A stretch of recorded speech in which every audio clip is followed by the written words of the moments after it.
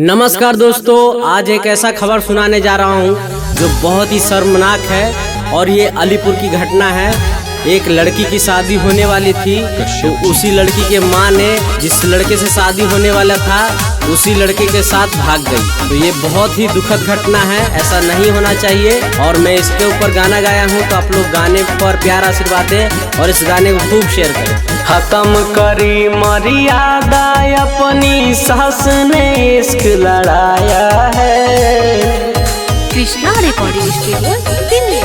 खत्म करी मर्यादा अपनी सास ने इश्क लड़ाया है। बेटी का घरे उजड़ गया, दामाद को संग भगाया है। बेटी का घरे उजड़ गया, दामाद को संग भगाया है।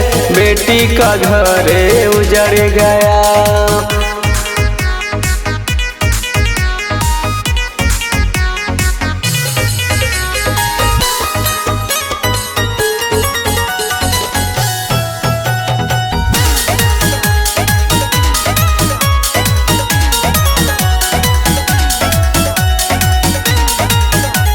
लाज शर्म सब भूल गई, तू रिश्तों को बदनाम किया।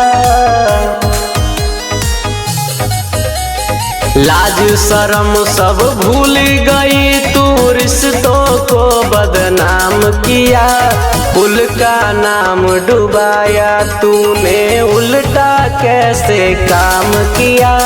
कुल का नाम डुबाया तूने, उल्टा कैसे काम किया।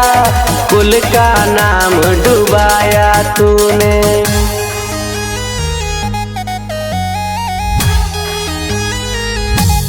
कश्यप जी।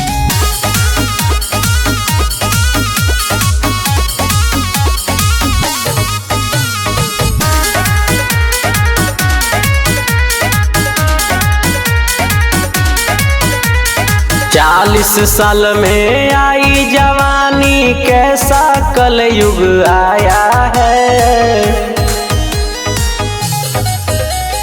40 साल में आई जवानी, कैसा कलयुग आया है। बीरू लाल कहता यारो, कैसा पाप समाया है। योगेश मांझी कहता यारो, कैसा पाप समाया है। बीरू लाल कहता यारो।